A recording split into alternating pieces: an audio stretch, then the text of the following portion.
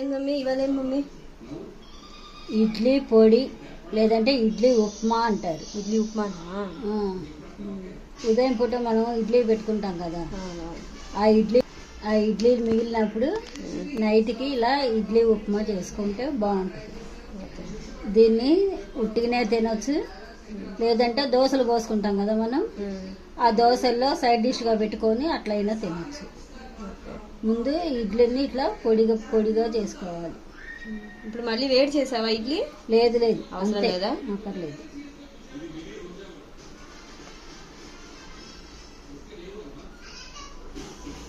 దీంట్లోనే ఉప్పు ఉంటుంది కాబట్టి మనం చూసి వేసుకోవాలి. ఉప్పు పొడి పొడి అయిపోయిందా? ఇట్లా పొడిగా అయిన తర్వాత దీంట్లో ఒక హాఫ్ స్పూన్ కారం, చిల్లీ పౌడర్,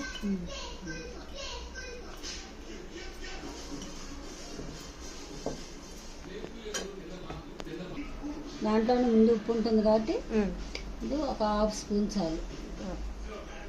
ఎన్ని ఇడ్లీలు ఉన్నాయి? 12 ఇడ్లీ ఉంది. కలుపుకోవాలి. కొంచెం కారం ఎక్కువ తినేవాళ్ళు కావాలంటే మళ్ళీ కలుపుకోవచ్చు. అందులోనే వేగేటప్పుడు ఉప్పు కారం కావాలంటే వేసుకోవచ్చు. ఇంకొంచెం కారం బదులు పచ్చిమిరపకాయ వేసుకోవచ్చా? వేసుకుంటారేమో, నేను వేయను. ఇది రెడ్ చిల్లీ పౌడర్ అయితే కొంచెం చూడటానికి లుక్ బాగుంటుంది, కలర్ కోసం. గ్రీన్ చిల్లీ వేస్తే అది మామూలు ఉప్మా లాగా ఉంటుంది, వైట్గా ఉంటుంది. అందుకని రెడ్డే వేస్తాం. మీ నాయనమ్మ ఇట్లే చేసేవాళ్ళు, నాకు ఇక అదే అలవాటు అయిపోయింది. ఓకే, అత్తగారిని ఫాలో అవుతున్న కోడళ్ళు. ఓకే, బాణాలు పెట్టుకొని స్టవ్ ఆన్ చేసి యూజ్ చేసి కొంచెం వేడైనాక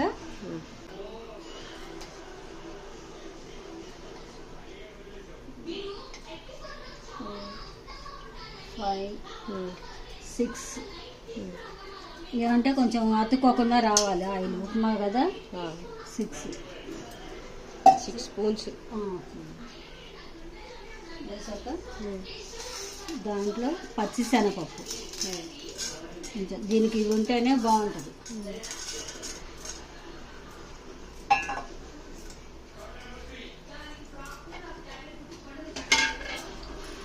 ఆ తర్వాత ఆవాలు, మినపప్పు, జీలకర్ర అన్నీ కలిపి తాలింపు గింజలు ఒక స్పూన్,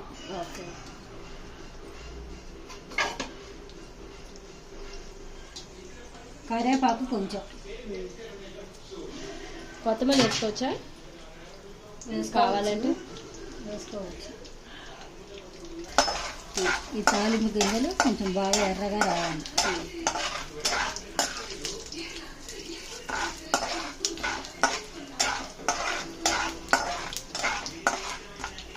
తర్వాత ఒక ఉల్లిపాయ, సన్నగా తరిగిన ఉల్లిపాయ, మీడియం సైజులోనే చిన్నగా తరుపుకోవాలి.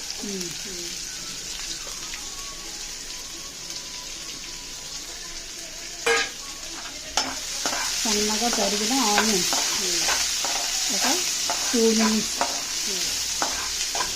కలుపుతూ ఉండాలా? అప్పుడే బాగా కరెక్ట్గా వేగుద్ది.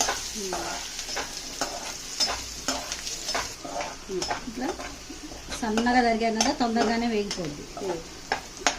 ఇది అయిన తర్వాత మనం స్మాష్ చేసి పెట్టుకున్నాం కదా ఇడ్లీ పౌడర్, ఆ ఇడ్లీ పౌడర్ ఇందులో వేసేది.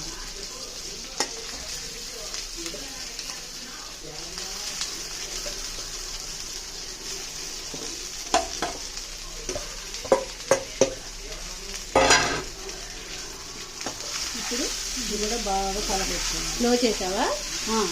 వేసి కలిపేటప్పుడు కొంచెం స్లో చేసుకోవాలి, లేదంటే తగలకుండా ఉండడానికి స్లో చేసుకున్నాను.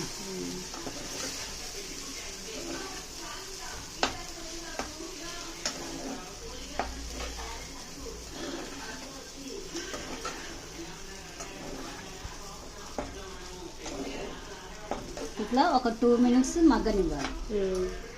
ఇప్పుడు కొంచెం హైలో పెట్టుకొని ఒక 2 మినిట్స్ మగ్గేటట్టుగా ఉంచుకోవాలి.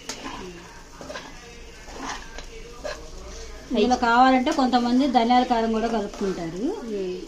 కావాలంటే కలుపుకోవచ్చు, లేకపోతే లేదు, టేస్ట్ కోసం. కాకపోతే ధనియాల కారం కలిపితే కొంచెం పుల్లగా ఉంటుంది. పులుపు ఇష్టం లేని వాళ్ళు ఇట్లనే తినేయచ్చు. ధనియాల కారం అంటే కారం కూడా.